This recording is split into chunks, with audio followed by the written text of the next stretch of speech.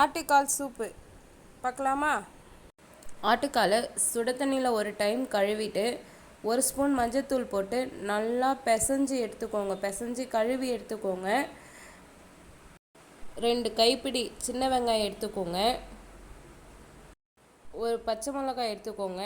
ஒரு சின்ன துண்டு இஞ்சியும் ஒரு 20 பல் பூண்டும் எடுத்துக்கிட்டேன். 2 கொத்து கருவேப்பிலை. நான் குட்டியாக ஒரு தக்காளி பழம் எடுத்துக்கிட்டேன். பெருசாக இருந்தால் பாதி போதும். 1 ஸ்பூன் சீரகம், 1½ ஸ்பூன் மிளகு.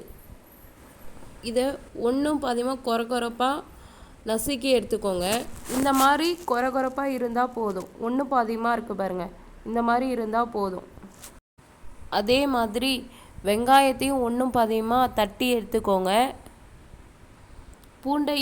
பூண்டு இஞ்சியும் ஒன்றும் பாதியமாக தட்டி எடுத்துக்கோங்க. இப்போ ஒரு பாத்திரத்தில் கொஞ்சமாக ஆயில் சேர்த்துக்கோங்க. இப்போ வெங்காயத்தை சேர்த்துக்கோங்க. அடுத்ததாக பச்சை மிளகாய் சேர்த்துக்கோங்க. இஞ்சி பூண்டு சேர்த்துக்கோங்க. கருவேப்பிலை சேர்த்துக்கோங்க.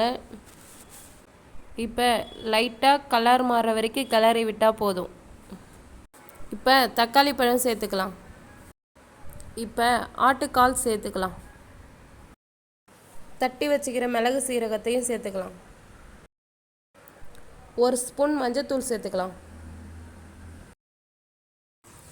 சும்மா 2 நிமிஷம் கிளறி விட்டு தண்ணியை சேர்த்துக்கலாம்.